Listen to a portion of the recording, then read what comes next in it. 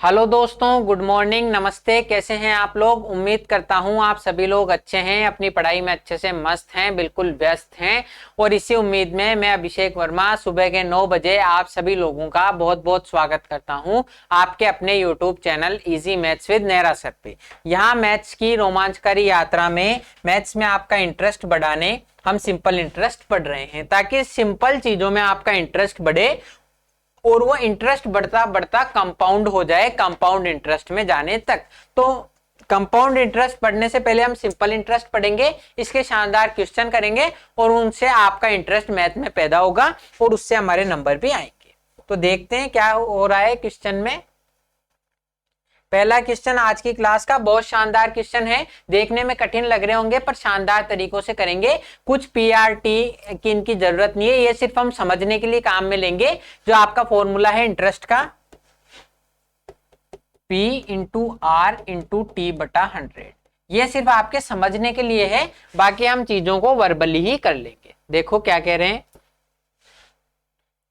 If a sum of money at simple interest become 11/8 times in 7.5 years, then it will become 19/12 times in, कि एक राशि है वो 7.5 साल में अपनी 11/8 गुनी हो जाती है। मतलब अगर 8 थी तो 7.5 साल में 11 हो जाती है।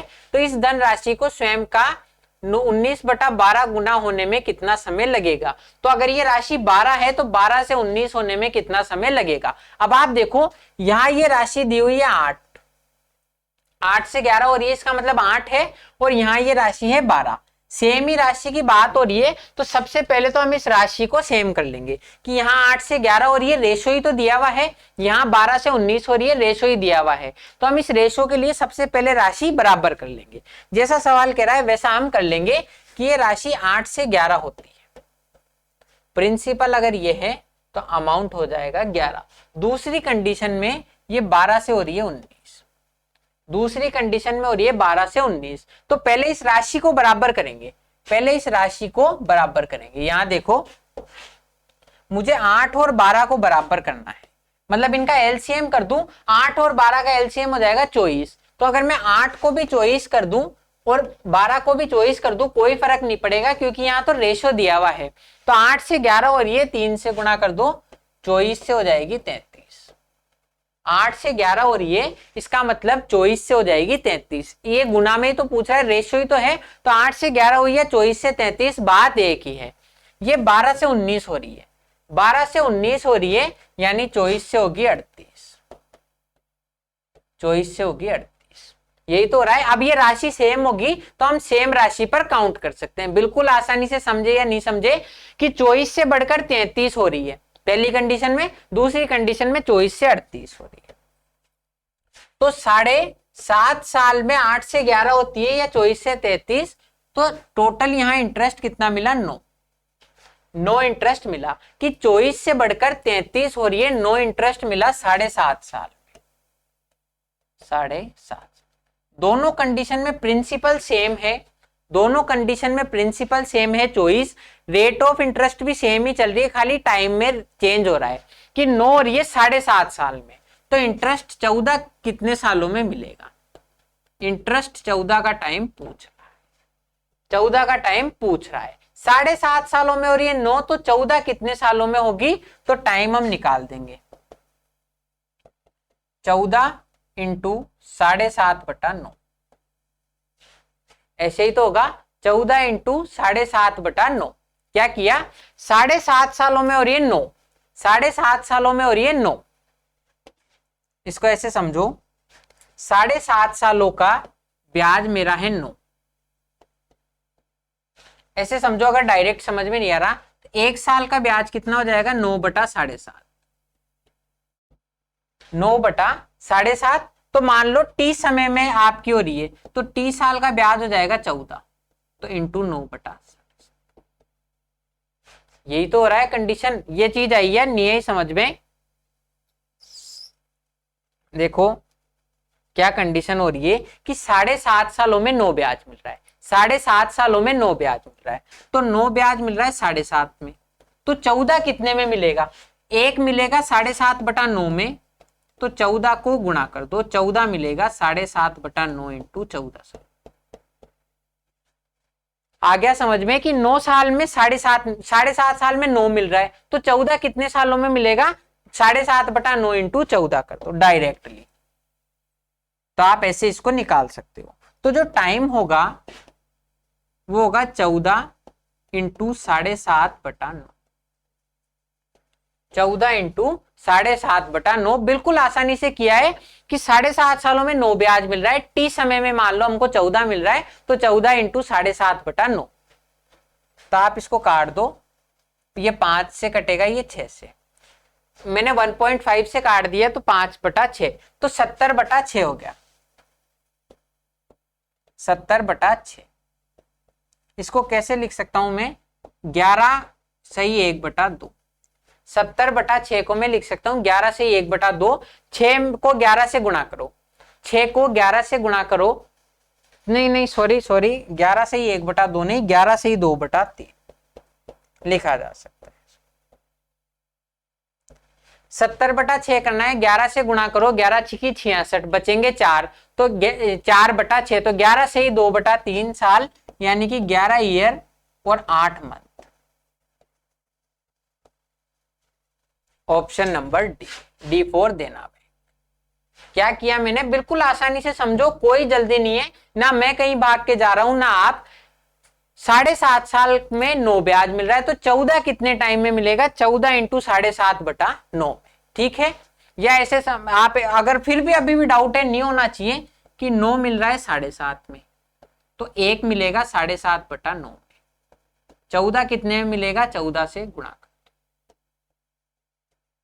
ठीक है, तो 14 से ही 14 इंटू 7.5/9 यानी 70/6। आप खुद घर पे 70/6 कर लो, तो 11 से ही 4/6 आएगा।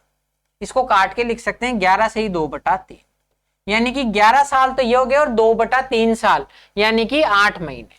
तो 11 साल 8 महीने में मुझे टोटल 14 ब्याज मिल जाएगा, और मेरी राशि 24 से बढ़कर 38 हो जाएगी। दूसरे कोई तरीके से करोगे बहुत ज्यादा टाइम लगेगा, ये सबसे इजीएस्ट मेथड है। तो अब हम बढ़ते हैं अगले क्वेश्चन में, ताकि अगले में भी हम बेस्ट मेथड से समझ सकें। उम्मीद करता हूं आपको समझ में आया है, अगर समझ में नहीं आया तो कमेंट में कह दीजिए।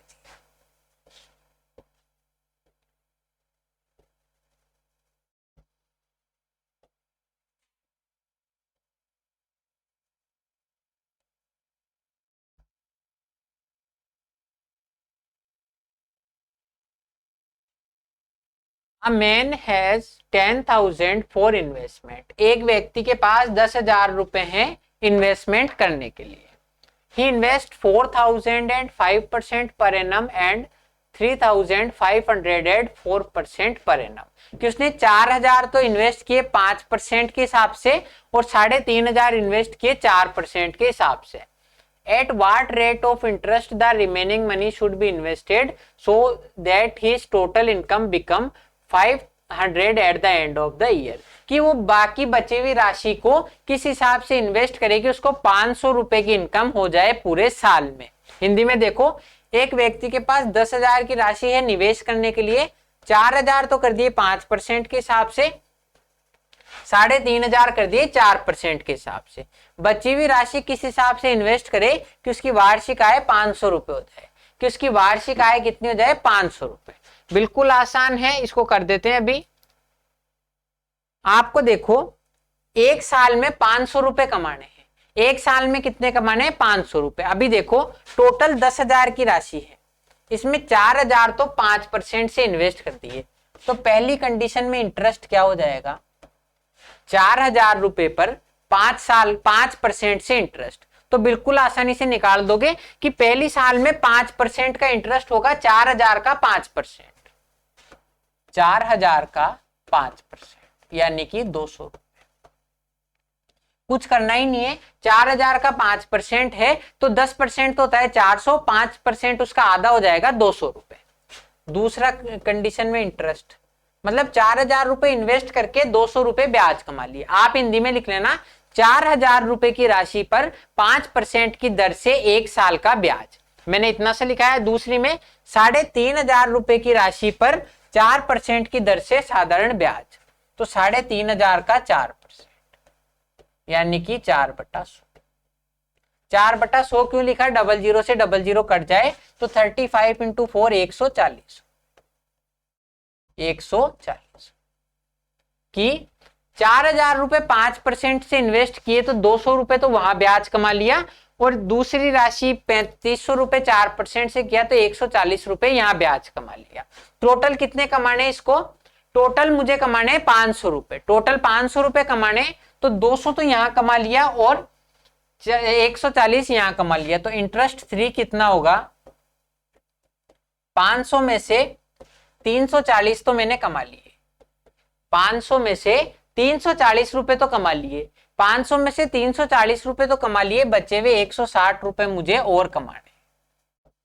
200 रुपए तो मैंने 4,000 पे कमा लिए, 3,500 पर 140, तो 160 रुपए और कमाने और मेरे 500 रुपए हो जाएंगे मैं फ्री। तो 4,000 रुपए 160 रुपए ब्याज होना चाहिए हमारा। कितनी राशि पर? 4,000 तो यहां इन्वेस्ट कर दिए, 3,500 यहां कर दिए, तो बची हुई राशि कितनी है? रिमेनिंग सम, रिमेनिंग प्रिंसिपल जो है 2,500। मतलब इसमें इसने किस हिसाब से कंडीशन में तोड़ा है वो देखो कि 10,000 रुपए की राशि थी तो इसने कमाए, इसने 4,000 तो यहां दे दिए 5% से, यहां दे दिए 3,500 4% से, तो बचे कितने इसके पास? बचे इसके पास 2,500 रुपए। बचे इसके पास 2,500 रुपए। तो 2,500 पे किस हिसाब से ब्याज कमाए कि इसको टोटल मिल जाए। तो इस तरीके से करेंगे। इसको एक और तरीके से बताऊंगा, आप टेंशन मत लो कि 2,500 पे 160 रुपए ब्याज कमाना है कितने परसेंट से। तो आप सिंपल सा निकाल दो, मान लो रेट R%। मान लिया हमने रेट इसमें R%, रेट इसमें R% होगी। तो 2,500 का R% जो है वो 160 रुपए। 2,500 का R% 160 रुपए है, तो R की वैल्यू होगी 160/25। 160/25। अब आपको 25 का भाग देने में दिक्कत आ रही है तो 4/100 कर दो। 160/25 है, इसको मैं ऊपर नीचे दोनों तरफ 4 से गुणा कर दूं तो कोई फर्क पड़ेगा क्या? कुछ ही नहीं पड़ेगा। तो ये तो जाएगा 160 इंटू 4 640/25 चौक 100। ऐसे कर लो कैलकुलेट। कैलकुलेट तो खुद को ही करना है। तो 640/100 6.4%। तो 6.4% ऑप्शन नंबर ए आंसर हो जाएगा। आपको खुद को समझ में आना चाहिए कि मुझे करना कैसे है। क्या किया कि पहले में तो मुझे 200 रुपए ब्याज मिल गए, दूसरे में मिल गए 140, तो मुझे टोटल 500 में से 160 और कमाने 2,500 रुपए पर। तो कितनी रेट ऑफ इंटरेस्ट से होंगे? 6.4% से। इसको एक और तरीके से समझो बिल्कुल आसानी से, या आपको लैंग्वेज जितनी लिखोगे थोड़ी दिक्कत आएगी। यहां देखो, पहली कंडीशन में 4,000 रुपए इन्वेस्ट करता है। पहली कंडीशन में 4,000 रुपए इन्वेस्ट करता है 5% पर एनम। दूसरी कंडीशन में 3,500 इन्वेस्ट करता है 4% पर एनम से, और यहां बचे हुए 2,500 इन्वेस्ट करता है। बचे हुए 2,500 इन्वेस्ट करता है। वही करा रहा हूं मैं थोड़ा सा शॉर्ट में लिख के कि 4,000 से 5% में इंटरेस्ट, 4,000 की राशि को 5% पर एनम से निवेश किया तो मुझे ब्याज मिला 200 रुपए। 3,500 रुपए को 4% से इन्वेस्ट किया तो आ गया 140 रुपए। मुझे टोटल इंटरेस्ट कितना कमाना है? 500 रुपए। मुझे टोटल इंटरेस्ट कमाना है 500 रुपए। तो यहां कितना आना चाहिए? 200 और 140 तो कमा लिए 160। 160 2,500 रुपए पर 160 रुपए ब्याज कमाना है R% से, तो R की वैल्यू हो जाएगी 160/25 यानी कि 6.4%। ऐसे भी समझ सकते हो, ऐसे थोड़ा आसानी से समझ में आया होगा। 200 यहां से कमा लिए, 140 यहां से, तो बचे हुए 160 2,500 पर कमाने हैं 6.4%। या थोड़ा आइडिया लगा लो, अगर कैलकुलेशन नहीं करनी, कि 2,500 का 1% तो होता है 25, तो लगभग ये 6 गुना होगा, तो 6% तो जाएगा 150, 0.4% और। अब आप देखो, इसको एवरेज वाले मेथड से भी कर सकते थे। मैं यहां हर एक पॉसिबल मेथड समझा रहा हूं, अगर आपको समझना है तो आप सिर्फ उनको आसानी से समझो और आपके नंबर अपने आप बढ़ जाएंगे। कि मुझे क्या करना है, 10,000 पर टोटल 500 रुपए ब्याज कमाना है। 10,000 पर टोटल करके मुझे 500 रुपए ब्याज कमाना है, कितना परसेंट हो गया, तो 5%। मुझे 10,000 की राशि है, 500 रुपए ब्याज कमाना है, तो कितना परसेंट हो गया, 5%। 10,000 का 5% ब्याज कमाना है। बिल्कुल अब आसानी से कर दो कि इस 4,000 की राशि पर तो कमाया है इसने 5% ब्याज, मुझे टोटल 5% कमाने हैं। इस 3,500 की राशि पर कमाया है 4% ब्याज, और मुझे नहीं पता इस 2,500 पर कितना कमाना है। 2,500 पर कितना कमाना है, मुझे तो सब पर 5% कमाना है। मुझे तो इतना सा पता है सब पर 5% कमाना है। ये हम मान रहे हैं, इस पर 5% कमाया होता, इस पर भी 5% कमाया होता, तो बची हुई पर भी 5% ही कमाते। याद करो हमारे वो सवाल जो हम एवरेज में करते थे कि मान लो इन दोनों राशियों पर 5-5% कमा लेता, वो 7,500 रुपए पर 5% के हिसाब से ब्याज कमा लेता, तो बचे हुए 2,500 पे भी 5% ही कमाना पड़ता। यहाँ तो 5% ही कमाए, कोई टेंशन नहीं है। इस 3,500 पे 1% कम कमाया है, 3,500 पे 1% कम कमाया है, तो वो बचा हुआ 2,500 पे बढ़ा दो, बचा हुआ 2,500 पे बढ़ा दो। तो 3,500 का 1%, 2,500 का कितना परसेंट होगा, 2,500 का मान लो x% होगा। 00 से 00 कट के ये 0 से कट गया 0, तो x की वैल्यू हो जाएगी 35/25, 35/25 यानी कि 1/1.4%। क्या किया, 35/24, तो 7/5 हो गया, 1/1.4, तो 5% ही कमाता अगर पहले 5% इन्होंने कमा लिए होते। उस 1% की वजह से 1.4% और कमाना है, तो 6.4%। ये तरीका भी बहुत इजी है कि 5% से ज्यादा कमाना है, कितना, 3500 का 1%, यानी कि 2500 का 1.4%, तो 5 और 1.4 6.4% आपका आंसर हो जाएगा। 3 तरीके से बता दिया, और बेसिक तरीका इसमें है नहीं। बेसिक तो आपको मैंने समझा दिया एक बार, उसी से हम आगे कंटिन्यू करेंगे, लेकिन हमने हर एक चीज के हर पॉसिबल वे डिस्कस कर लिए। अब बढ़ते हैं नेक्स्ट क्वेश्चन पे। देखो बिल्कुल आराम आराम से हम हर एक चीज समझते हुए बढ़ रहे हैं, सिर्फ आपको भी मेरे साथ इनकी रेगुलर प्रैक्टिस करनी है और अपने नंबर बढ़ते हुए देखने और यहाँ कमेंट करना है। नेक्स्ट क्वेश्चन क्या है, Nitin borrowed some money at the rate of 6% per annum for the first 3 years। Nitin कोई व्यक्ति है, उसको कोई जरूरत पड़ गई, हो सकता है शादी करनी हो सकता है कार लानी हो, तो उसने पहले 3 साल के लिए तो 6% पर एनम से ब्याज लिया, 9% पर annum for the next 5 years। ये कोई जिसने ब्याज दिया है वो बहुत शाना है कि पहले 3 साल के लिए तो मैं आपसे 6% ब्याज लूंगा, अगले 5 साल के लिए 9%, तो टोटल 3 और 5 8 साल हो गए, एंड 13% पर annum for the period beyond 8 years, कि 8 साल के बाद में 13% पर एनम से ब्याज लेने लग जाऊंगा। क्या किया मैंने, ये कितना शाना है कि पहले 3 साल के लिए तो मैं लूंगा 6% पर एनम, उसके बाद अगले 5 साल के लिए 9% पर एनम, और 8 साल के बाद आप कितने भी साल के लिए बाकी का लो वो 13% पर एनम से काउंट होगा। If the total amount paid by him at the end of 11 years is 16,160, the money borrowed by him was, कि अगर इसने टोटल जो है 11 साल के बाद 16,160 रुपए चुकाए, 16,160 रुपए चुकाए, तो इसने कितने रुपए उधार लिए थे। नितिन ने कुछ धनराशि उधार ली, पहले 3 साल के लिए 6% वार्षिक, अगले 5 साल के लिए 9% वार्षिक, और अगले 8 साल के बाद के समय के लिए 8 साल के बाद के समय के लिए 13% वार्षिक की दर से। यदि 11 साल के अंत में वो 16,160 रुपए चुकाता है, तो उसके द्वारा उधार ली गई राशि ज्ञात कीजिए, उसके द्वारा उधार ली गई राशि ज्ञात कीजिए। तो देखते हैं क्या होता है इसमें। बिल्कुल आसानी से समझो, आप कुछ भी नहीं करना, आसानी से सवाल हो जाएगा। आप इसमें पहले तो प्रिंसिपल भूल जाओ, सिर्फ हम परसेंटेज से काउंट करेंगे। यहाँ प्रिंसिपल भूल जाओ, हम परसेंटेज से काउंट करेंगे और अभी चुटकियों में हो जाएगा, आपको पीआरटी की जरूरत ही नहीं है। पहले 3 साल के लिए हर साल 6% का ब्याज लग रहा था, पहले 3 साल के लिए हर साल 6% का ब्याज लग रहा था, पहले 3 साल के लिए हर साल ब्याज लग रहा था 6% का, तो कितना परसेंट ब्याज लग गया, 18%। कि पहले 3 साल तक पहले 3 साल तक हर साल 6% ब्याज लग रहा था, तो ब्याज हो गया 18%।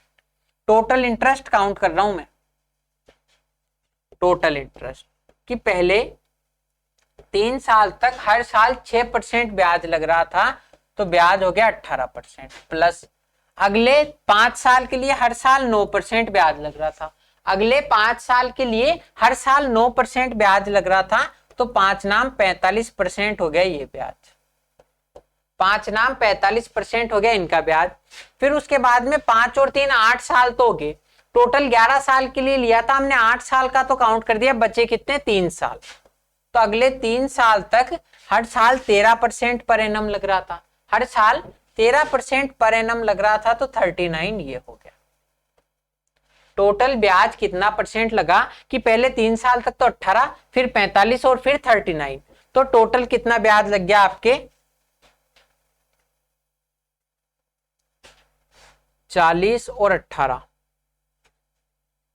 102%, 102 कि 45 और 18, 45 और 18 हो गए 63, तो 63 और 39 कितना 102% ब्याज लग गया, कि मतलब मैंने अगर राशि 100 ली थी तो 102 रुपए उसके ब्याज के लग गए, 102 रुपए उसके ब्याज के लग गए, टोटल मेरे ब्याज 102 रुपए लगा, तो अमाउंट कितना हो जाएगा कि मैंने राशि ली मान लो 100%, तो 102 रुपए ब्याज के लगे, यानी कि 202% ऑफ प्रिंसिपल, कि अमाउंट जो होगा 100 रुपए राशि थी, तो 102% उस पे ब्याज लग गया 102 रुपए, तो 202% लगेगा, 202% लगेगा। या फिर ऐसे समझ लो, परसेंटेज को छोड़ो कि 102% ब्याज लग रहा है, तो प्रिंसिपल और अमाउंट का रेशो, कि अगर मैंने 100 रुपए प्रिंसिपल उधार लिया था, तो 102 रुपए उसके ब्याज लग के 202 के मुझे चुकाने पड़ेंगे। 100 रुपए मैंने प्रिंसिपल लिया, 102 का ब्याज लग गया, टोटल में चुकाऊंगा 202 रुपए। तो इस 202 की वैल्यू सवाल में दी हुई है 16,160, इस 202 की वैल्यू दी हुई है सवाल में 16,160, 202 की वैल्यू सवाल में दी हुई है 16,160, यानी कितने गुना है 80 गुना, यानी कि 80 गुना, 202 को 8 से गुना कर दो, 1616 और 1 जीरो लगा दो, तो इस 100 की वैल्यू भी 80 गुना हो जाएगी 8,000। अब आप देखो जितना बड़ा ये सवाल था उतना आपको करना ही नहीं पड़ा, सिर्फ एक लाइन में आंसर हो गया। अब अगर आपने ऐसे समझा है तो आप कर दोगे सारे सवाल, वरना आपके सारे क्वेश्चन हो ही नहीं पाएंगे, आप वहां टाइम देखते ही रह जाओगे। क्या किया मैंने कि 3 साल के लिए 6%, तो 18% ब्याज तो यहां लगा, 45 और 39, टोटल 102% ब्याज लग गया। मतलब मैं अगर 100 रुपए लाया था तो मैंने चुकाए 202, 202 की वैल्यू 16,160 है 80 गुना, तो 100 की वैल्यू 80 गुना कर देंगे, 8,000 हमारा आंसर। C4 कैनरा बैंक इस बार हमारा आंसर हो गया, और 8,000 हमारे बिल्कुल सही आंसर हो गया। तो देखो जितने बड़े ये सवाल हैं उतना भी हमें लिखने में टाइम नहीं लग रहा है, तो इसका मतलब हम सही तरीके से जा रहे हैं। अगर हम वैसे ही करते जाते पहले की तरह तो हमें बहुत ज्यादा टाइम लगता। इसी तरह नेक्स्ट क्वेश्चन देखो, a sum of 5,000 is divided into 2 parts. यहां बिल्कुल हम वेरियस टाइप ऑफ क्वेश्चन कर रहे हैं, अलग अलग डिफरेंट वेराइटीज के क्वेश्चन कर रहे हैं, ताकि आपको हर एक चीज, आपका माइंड हर दिशा में खुल सके। जैसे मान लो मैं आपको, ये आपके सामने एक पॉइंट ए है ना, इस सवाल को छोड़ो, पहले एक दूसरा देखो, एक है बी, ए है आपकी अभी करंट कंडीशन, और ये है आपकी जॉब वाली कंडीशन, ये है जॉब वाली कंडीशन। तो अगर मैं इस तक जाने का सिर्फ आपको एक रास्ता बताऊं, सिर्फ आपको एक रास्ता बताऊं, तो हो सकता है आप कभी भूल चूक में वो रास्ता भूल जाओ, तो आपको समस्या हो जाएगी। लेकिन मैं अगर यहां तक, यहां पे भी ले जाऊं, इस तरीके से भी ले जाऊं, इधर से भी ले जाऊं, यूं घूम के यहां भी ले जाऊं, यहां भी ले जाऊं, तो आप कभी भी जीवन में भूलोगे नहीं। तो इस तरीके से आपको करना है। जैसे अगर आप अच्छे लोगों की, जो अपने जीवन में कुछ अच्छा कर रहे हैं, उनकी बातें सुनोगे, उनसे इंटरेक्ट करोगे, तो आपको अच्छा सीखने को मिलेगा। जैसे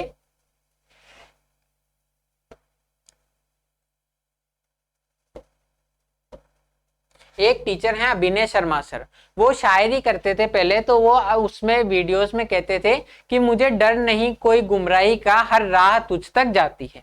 तो जब तक आपके पास मंजिल पर पहुंचने के बहुत सारे तरीके होंगे तो आप गुमराह नहीं हो सकते, आप किसी भी कंडीशन में पहुंच सकते हो। तो हाँ, हम यहाँ वेरियस टाइप ऑफ क्वेश्चन कर रहे हैं ताकि आप हर एक तरीके से अंत तक अपनी मंजिल पर पहुंच जाओ। तो 5000 की राशि a sum of 5000 is divided into two parts। 5000 की राशि को दो भागों में विभाजित किया है such that the simple interest on the first part for 4 and 1/5 years and 6 and 2/3% per annum कि 4 सही 1/5 साल के लिए, 4 सही 1/5 साल के लिए 6 सही 2/3% पर एनम से जो इंटरेस्ट है वो डबल है, double the simple interest on the second part for 2 and 3/4% year at 4% per annum. आप देखो ये इंग्लिश में क्या क्या मैं कह रहा हूं, इसका मतलब है कि इस 5000 की राशि को मैंने दो भागों में तोड़ा है, पहला और दूसरा। तो पहले भाग पर 4 से ही 5/4 साल के लिए, 4 से ही 1/5 साल के लिए, पहली कंडीशन में 4 से ही 1/5 साल के लिए 6 से ही 2/3%, 6 से ही 2/3% से जो ब्याज है वो दुगना है, वो दुगना है, इसका दो गुना है। किसके हिसाब से? दूसरी राशि पर 2 से ही 3/4 साल के लिए, दूसरी पर 2 से ही 3/4 साल के लिए 4% पर एनम से, 4% पर एनम से। तो मुझे पूछ रहा क्या है, what is the difference between two parts. तो इस पहले पार्ट का और दूसरे पार्ट का डिफरेंस मुझसे पूछ रहा है, पहले पार्ट का और दूसरे पार्ट का डिफरेंस मुझसे पूछ रहा है। तो कर देते हैं डिफरेंस, कोई बड़ी बात नहीं है, पूछे कुछ भी अगर हमें तरीके आते हैं तो हम आसानी से कर देंगे। हिंदी में देखो 5000 की राशि दो भागों में इस प्रकार विभाजित की गई है कि 4 से ही 1/5 साल में पहले भाग पर 6 से ही 2/3% पर एनम से ब्याज, दूसरे भाग पर 4% प्रति वर्ष के 2 से ही 3/4 सालों के ब्याज का दुगना है। बिल्कुल आसानी से करेंगे, कुछ भी नहीं करना। मतलब मुझे कह रहा है आप इनको सबसे पहले ये जो मिक्स फ्रैक्शन है इसको आसान कर लो। जो पहली कंडीशन में टाइम है 4 से ही 1/5 साल, इसको मैं लिख सकता हूं 21/5 ईयर्स। 4 से ही 1/5 है, 4 पंजे 20 और 1 21। जो रेट है 6 से ही 2/3%। अब इसकी अगर आपको फ्रैक्शन वैल्यू ध्यान हो तो बिल्कुल आसानी से कर दोगे 1/16। फ्रैक्शन वैल्यू मैंने याद कराई थी, 6 से ही 2/3% की 1/16 डायरेक्ट लिखो। दूसरी कंडीशन में टाइम क्या है 2 से ही 3/4 साल, 2 से ही 3/4 यानी 4 दूनी 8 और 3 11/4 साल। आपको खुद अपनी कैलकुलेशन आसान बनानी है, वहां कोई नहीं आएगा, ना मैं आऊंगा आपको समझाने, आपको यहीं पर समझना है। और दूसरी में रेट है,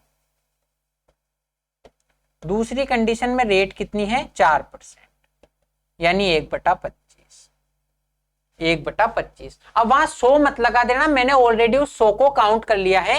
ये P into R into T/100 होता है, तो इस R/100 को ही मैंने काउंट कर लिया है 1/25। या आप ऐसे समझ लो कि P इंटू 4 इंटू T/100 कर लो दूसरी कंडीशन में, तो 4% है तो 1/25 आ जाएगा। कहीं ऐसे मत कर देना आप 4% की जगह 1/25 लिख दो और फिर 100 का भाग भी दे दो, तो गलत हो जाएगा। तो थोड़ी सी क्या हमें समझदारी खुद को लेकर चलनी पड़ेगी। तो पहली कंडीशन में कह रहा है, पहली कंडीशन में 21/5 साल से, पहली कंडीशन में 21/5 साल से 1/16 के हिसाब से ब्याज, 1/16 का ब्याज बराबर दुगना है तो 2 से गुणा कर दो। दुगना है तो बराबर करने के लिए छोटी राशि को 2 से गुणा कर दो। दूसरी राशि पर 11/4 साल से 1/25 का ब्याज, 11/4 साल से 1/25 के ब्याज के। अब हम यहां से आसानी से 1 और 2 का रेशो फाइंड कर सकते हैं, कुछ भी नहीं है, बिल्कुल आसानी से 1 और 2 का रेशो फाइंड कर देंगे। ये देखो 5 से कटेगा 5 बार, 5 से कितनी बार कटेगा 5 बार, और ये 2 से कटेगा 2 बार, 2 से कटेगा 2 बार और इसको 2 से काट दो 8 बार, 2 से काट दो 8 बार। बिल्कुल आसानी से कर रहे हैं, कुछ भी नहीं है, बिल्कुल आसान। तो अब हम इसको, अब ये आपको समझ में तो आई गया मैंने क्या काटा पीटी करी है, तो इसको मैं सही कर देता हूं ताकि आपको उतारने में कोई समस्या नहीं आए। तो 1 और 2 का रेशो हो जाएगा, या फिर आपको अलग से मैं बता दूं, फर्स्ट को मैंने किया है 21,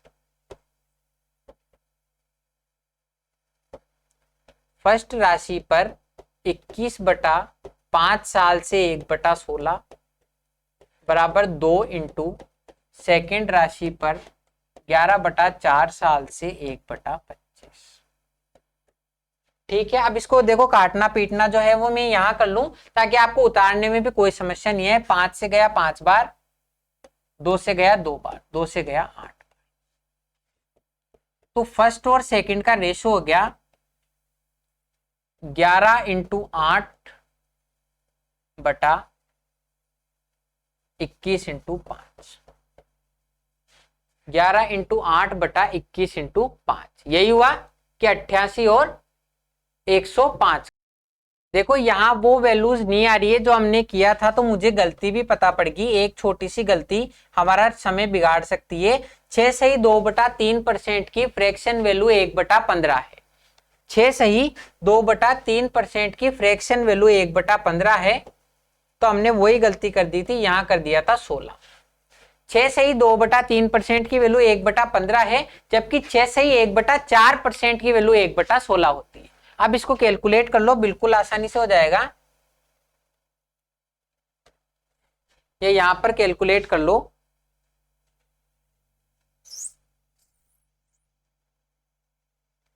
पहली कंडीशन से 21/4 साल है इंटू 1/15, 21/5 बराबर 2 गुना है दूसरी कंडीशन से 11/4 साल के लिए 1/25। अब इसको काट दो बिल्कुल आसानी से। 3 से कटेगा 7 बार और ये 3 से कटेगा 5 बार, 25 कट जाएगा 2 बार। तो फर्स्ट और सेकंड का रेशो हो गया 11 और 14 का। फर्स्ट और सेकंड का रेशो हो गया 11 और 14 का, 2 से ही कट जाएगा 2 बार, तो 11/14 का। फर्स्ट और सेकंड का रेशो हो गया 11/14 का। तो मैं यहाँ पर काटा पीटी नहीं करूंगा ताकि आपको उतारने में भी सही रहे। तो 11 और 14 का रेशो है, यही आपको करना था। कैसे, अभी आप समझो कैसे किया। फर्स्ट का 21/5 साल से 1/15 बराबर सेकंड के दुगना 11/4 साल से 1/25। तो फर्स्ट और सेकंड का रेशो आ गया 11/14। टोटल राशि कितनी है 5000। फर्स्ट और सेकंड को मिला दें तो टोटल राशि है 5000। मुझे इन दोनों का डिफरेंस पूछ रहा है। इन दोनों का डिफरेंस कितना है 3 यूनिट। 3 यूनिट डिफरेंस है कि अगर ये 14 है तो ये 11 होगा, तो जो टोटल होगा वो कितना है 25 यूनिट। कि अगर ये 11 है पहली राशि तो दूसरी राशि 14 होगी। टोटल 25 यूनिट की वैल्यू है 5000। टोटल 25 यूनिट की वैल्यू है 5000, तो इस 3 यूनिट की वैल्यू हो जाएगी 600 रुपए। 25 की वैल्यू 5000 है 20 गुना, तो 3 यूनिट की वैल्यू हो जाएगी 600। बस एक समीकरण से हमने इसको कर दिया। क्या किया मैंने, ये कैलकुलेशन में थोड़ा सा टाइम लग गया क्योंकि हमने 1/15 की जगह 1/16 कर दिया था। तो फर्स्ट और सेकंड का रेशो है 11/14, यानी पहली राशि अगर 11 है तो दूसरी राशि 14 होगी। दोनों के बीच में डिफरेंस 3 की वैल्यू हमें निकालनी है। तो टोटल 11 और 14 के हिसाब से 25 की वैल्यू 5000 रुपए। 25 की वैल्यू 5000 है, यानी हर एक चीज 20 गुना है, तो आप 200 गुना है, सॉरी हर एक चीज 200 गुना है, तो ये जो 3 होगा वो भी 200 गुना हो जाएगा 600 रुपए। इस तरीके से इस क्वेश्चन को करेंगे। तो आप देखो, आपको खुद को समझना है कि जब मुझे ये बराबर दिया हुआ है तो मैं इनका रेशो निकाल सकता हूँ। रेशो में मुझे 3 की वैल्यू निकालनी है, 25 की वैल्यू जब 5000 है तो ऐसे आप इस क्वेश्चन को कर दोगे। अब मैं मिलूंगा आपसे अगली क्लास में, तब तक के लिए आपको इनको रिवाइज करना है, वीडियो को अच्छे से लाइक करना है अगर पसंद आ रही है तो, और चैनल को सब्सक्राइब करना है। अब मिलते हैं अगली वीडियो में, तब तक के लिए थैंक यू, जय हिंद।